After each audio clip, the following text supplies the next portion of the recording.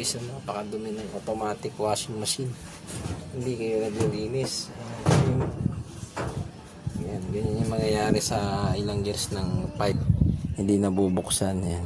Parang lumot. Ang hinukay mo sa baul. Sa loob ng 5 years, ikot ng ikot. Ayun yung pinakadumi niya.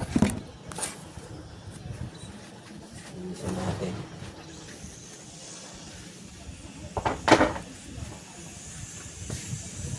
Guys, yung dumi. Linisin na natin to.